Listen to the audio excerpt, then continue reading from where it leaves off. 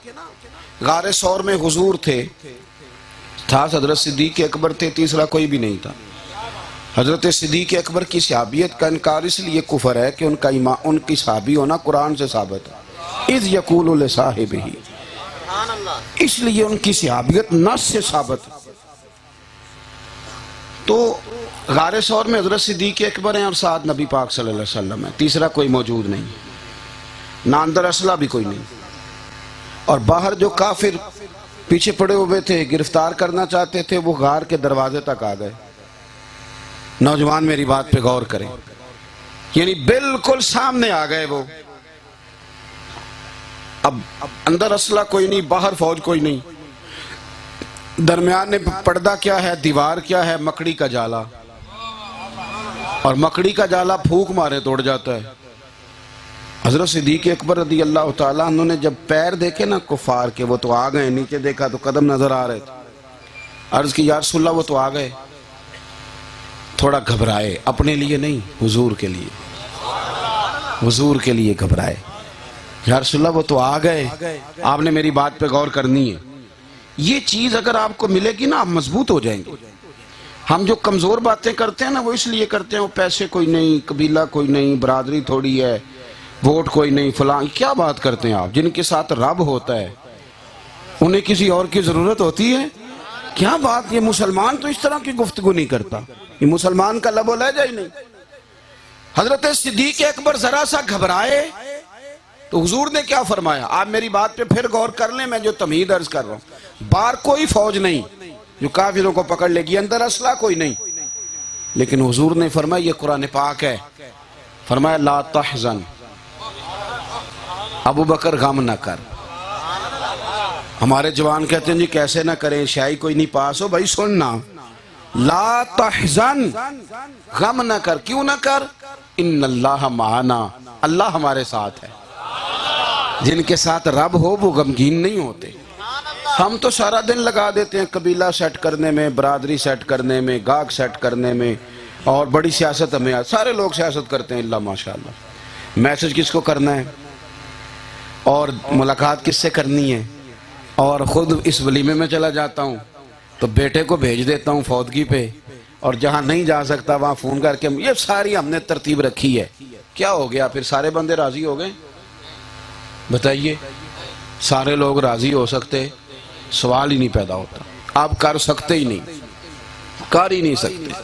میں صبح 11 بجے گھر سے نکلا تھا، پتہ نہیں رات کو کس وقت جاؤں گا، کل مجھے لاہور پہنچنا ہے، ایک تسلسل ہے سفر کا، اور میں پٹی بھی باندھے ہوں اپنی ٹانگ پہ، تھوڑی دقت میں بھی آیا ہوں، ساری چیزیں، اس کے باوجود روز 25-30 لوگ ناراض ہو جاتے ہیں، پیر صاحب ٹائم ہی نہیں دیں دے، تو میں کہتا ہوں پیر صاحب نے ایک ہی رہنا ہے نا، 100 تو نہیں نہ بننا۔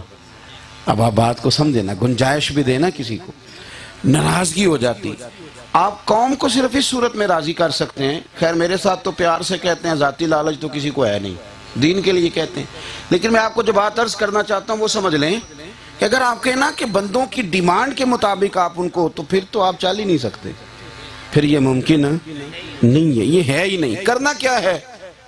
کرنا یہ ہے کہ یہ دیکھ لیں کہ جو کام ہم کر رہے ہیں اس میں اللہ راضی ہے کہ نہیں، اللہ کی مدد شامل حال ہے کہ نہیں، اور اگر رب راضی ہے پھر ساری چیزیں ٹھیک ہیں، سب کچھ ٹھیک ہے۔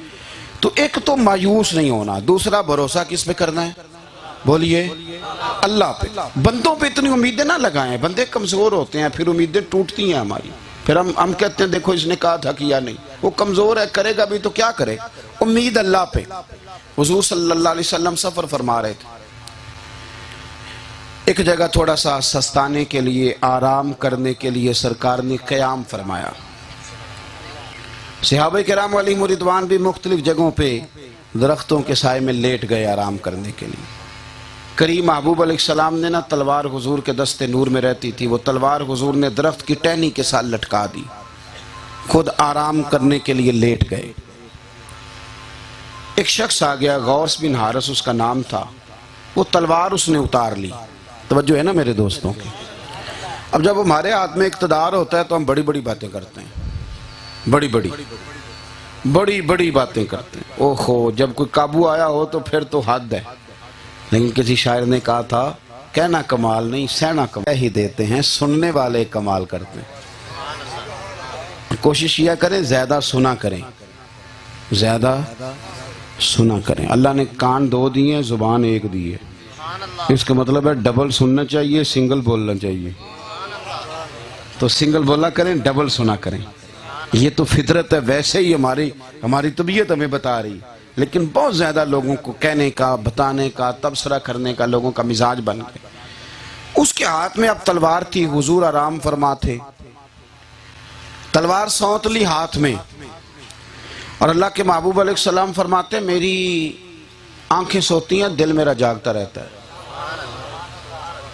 حضور نے آنکھیں کھولی، پتہ کیا کہتا ہے؟ اس نے بہت بڑی بات کر دی، کہنے لگا اب آپ کو کون بچائے گا مجھ سے؟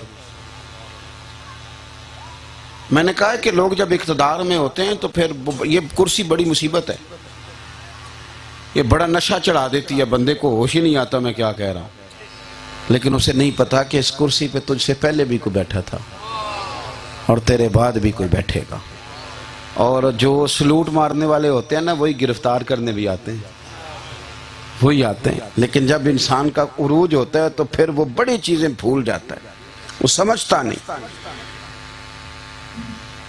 اس نے بڑی بات ہی کر دی، اسے پتہ ہی نہیں کس کے ساتھ کر رہا ہے۔ کہنے لگا آپ کو کون بچائے گا؟ تو یہ توکل کا درس حضور نے ہمیں دیا ہے، یہ سمجھایا ہے کہ زندگی کیسے گزارنی ہے۔ حضور صلی اللہ علیہ وسلم نے نا ذرا بھی پریشانی نہیں لی، ذرا بھی، اٹھے بھی نہیں، توجہ ہے میری بات پر، اٹھے بھی نہیں، کوئی پریشانی نہیں۔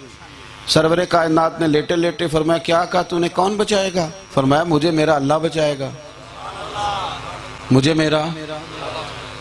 دل پہ ہاتھ رکھ کے صحیح میں اپنے سے پوچھوں، آپ اپنے سے پوچھیں۔ ہم اپنے عہدے کا نام اعتماد سے لیتے ہیں، پیسوں کا نام اعتماد سے لیتے ہیں کہ اللہ کا نام اعتماد سے لیتے ہیں؟ یہ میں نے کہا دل پہ ہاتھ رکھ کے بات کر دی۔ ہم جب میدان میں کسی سے بحث کرتے ہیں تو کیا کہتے ہیں؟ او تجھے پتہ نہیں میں کون ہوں، او تجھے پتہ نہیں میرے پاس پیسے کتنے، تجھے پتہ نہیں میرے پاس لوگ کتنے۔ تو یہ چیزیں تو کمزور کرتی ہیں بندے کو۔ ہم نا، آپ نے ناراض نہیں ہونا، میں آپ کو ایک بڑی، یہ کووڈ-19 کا مسئلہ آیا نا تو مجھ سے کچھ سوالات ہوئے، بڑے اداروں کے لوگوں نے باتیں پوچھی، سوالات پوچھے، میڈیکل کے لوگوں نے باتیں پوچھی، تو میں نے دیکھا لوگ سہمے سے، ڈرے پڑھے لکھے لوگ، امیر لوگ پریشان ہیں۔ او خدا کے بندو کیوں پریشان ہیں؟ اس لیے کہ ڈاکٹر کہہ رہے ہیں بڑا خطرہ ہے۔ بالکل ٹھیک ہے، لیکن ڈاکٹر جو کہتا ہے اپنے علم کے مطابق کہتا ہے، ہوگا وہ جو رب چاہے گا، ہوگا وہ جو، ہم احتیاط سے منع نہیں کر رہے، پر آپ کو احتیاط نہیں بچائے گی، بچائے گا اللہ۔ یہ ذہن بنائیں، آپ احتیاط کریں پر بچائے گا کون؟ ہوتا کیا ہے کہ ہمارا اعتماد ان چیزوں پہ، ہم ان چیزوں کا نام زیادہ لیتے ہیں جو چیزیں ختم ہونے والی ہیں، فانی ہیں۔ نام تو رب کا لینا چاہیے، اور اللہ کے نام میں طاقت ہی بڑی ہے۔ ابو علی سینا ایک سائنسدان گزرا ہے، سلسلہ نقشبندیہ کے شیخ حضرت ابو الحسن خرقانی رحمۃ اللہ علیہ کی خدمت میں کبھی کبھی آیا کرتا تھا۔ ایک دن وہ بیٹھا ہوا تھا، توجہ ہے میری بات پر، تو حضرت صاحب اپنے مریدوں کو سبق دے رہے تھے کہ اللہ اللہ کرنے سے دل نرم ہو جاتا ہے، اللہ کے نام میں بڑی طاقت ہے، اللہ کے نام میں بڑی طاقت ہے۔ وہ چونکہ دنیا دار تھا، تو دنیا دار جو ہے وہ ہر چیز کو عقل کے ترازو پہ تولتے ہیں، وہ بھی تولنے لگ گیا، کہنے لگا دیکھو مولانا جو مرضی کہہ دیتے ہیں، جو ان کے دل میں آتا ہے، من میں آتا ہے بول دیتے ہیں۔ ذات خدا میں تو طاقت ہوئی، اب یہ کہہ رہے ہیں نام خدا میں بھی طاقت ہے، معاذ اللہ۔ آپ نے بات کو سمجھنا ہے، اس کے دماغ کا یہ وسوسہ ہے، معاذ اللہ استغفر اللہ، نقل کفر نباشت۔ کہنے لگا اللہ کی ذات میں طاقت ہے، یہ تو ٹھیک ہے، لیکن یہاں صرف لفظ اللہ لکھ دیا جائے تو یہ لکھا ہوا تو یہ تو اسم ہے، ذات خدا میں تو طاقت ہوئی تو یہ تو نام خدا ہے۔ اس کے ذہن میں بات آ گئی۔ اب رب کے بندے کی شان یہ ہوتی ہے کہ وہ اللہ کے دیے ہوئے نور سے دیکھتا ہے۔ یہ ترمذی کی حدیث ہے بھائی، فَإِنَّهُ يَنْظُرُ بِنُورِ اللَّهِ او کما قال صلی اللہ تعالی علیہ وسلم۔ حضرت ابو الحسن بات جان گئے.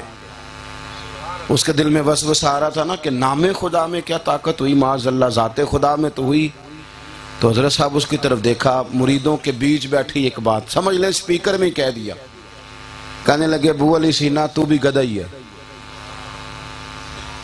تو بھی گدھئی. اب اتنے بڑے سائنسدان کو گدھا کہہ دیا، اس کا رنگ بدل گیا، آنکھوں میں خون اتر آیا، بےزتی محسوس کی، بڑی اس کی فیلنگ عجیب ہوگی، اتنی انسلٹ کر دی. کہہ کچھ سکتا نہیں تھا، وجود کانپنے لگا. بابا تو نے مجھے گدھا کہہ دیا ساری محفل میں. جب اس کا پورا رنگ ڈھنگ بدل گیا تو حضرت صاحب مسکرائے، فرمانے لگے میاں ناراض نہ ہونا، گدھے کے نام میں اتنی طاقت ہے کہ تیرا رنگ بدل گیا، تو بتا اللہ کے نام میں کتنی طاقت ہوگی. میں نے کو گدھا باندھا تو نہیں نہ لا کے، نام ہی لیا نا گدھے کا، تو گدھے کے نام سے تیرا یہ حال ہو گیا ہے، تو پھر بتا میرے رب کے اسم مبارک کی کیا شان ہوگی. اصل مسئلہ یہ ہے کہ پہنچ وہاں گئے جہاں جانے سے کمزوری آتی ہے. ہمیں اپنے مالک کی طرف رجوع کرنا، اللہ تبارک و تعالیٰ کی مدد، رسول پاک کی مدد، اللہ کے بندوں کی مدد، اس کے سائے میں وقت گزاریں گے تو طاقتور رہیں گے، زندگی میں کچھ کر سکیں گے. حضور صلی اللہ علیہ وسلم نے فرمایا مجھے میرا اللہ بچائے گا، مجھے میرا، یہ لفظ حضور کی زبان نے نور سے نکلا، اس شخص کا وجود کانپنے لگا. جب آپ کی امیدیں رب پہ ہوتی ہیں پھر طاقتیں خدائی ہوتی ہیں، پھر خدائی طاقت، اور جن کے ساتھ رب کریم کی طاقتیں ہوتی ہیں پھر وہ کسی میدان میں مات نہیں کھاتے. حضور نے فرمایا اللہ بچائے گا، تو وہ کانپنے لگا، تلوار گر گئی اس کے ہاتھوں سے، حضور نے اٹھا لی. حضور سبق دے رہے ہیں امت کو. کریم فرمانے لگے لے بھئی مجھے تو اللہ نے بچا لیا ہے، اب تو بتانا تجھے کون بچائے گا. بچا لیا مجھے میرے رب نے، تجھے اب کون بچائے گا. اللہ اکبر. اس نے بھی عجیب ہی بات کی، کہنے لگا محبوب میں نے سنا ہے آپ بڑے ہی معاف کرنے والے ہیں.